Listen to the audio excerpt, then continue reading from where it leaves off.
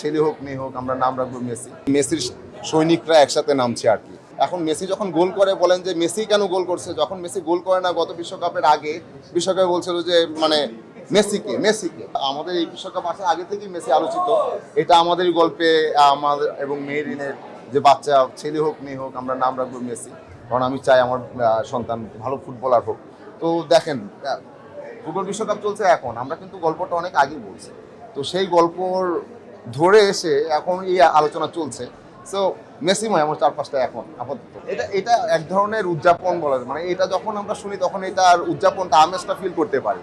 আর ইদানিং আমি যে হারে আর্জেন্টিনার জার্সি পরে ছবি দিচ্ছি, কিছুদিন পরে আর কারো মেসি বললে আমার চেহারাটা সামনে আসবে, আমি সেটা স্টাবলিশ করার ট্রাই করতেছি। 5টা গোলের মধ্যে 5টাই মেসি। অনেকে বলছে যে মেসি চলে গেলে আর্জেন্টিনার কি হবে, আসলে মেসি যতক্ষণ আছে তখন আর্জেন্টিনা মেসির পায়ে বল দেওয়ার চেষ্টা করবে, এবং এটাকে আমরা বলি যে মেসির সৈনিকরা একসাথে নামছে আর কি।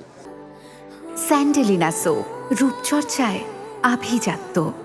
সো এখানে যারা এখন খেলছে মেসির সাথে সবাই তার ফ্যান ছিল, এই বাচ্চাকাল থেকে মেসিকে দেখে আসা, তার সাথে এখন খেলছে, এটা তাদের জন্য দারুণ সৌভাগ্যের আমার কাছে মনে হয়। এবং এটা ওনারাও বলেন যে ওনাদের জন্য সৌভাগ্যের, এবং ওনারা মেসির জন্য খেলছেন। তো অনেকে বলে যে মেসি যদি চলে যায় আর্জেন্টিনা টিমের কি হবে।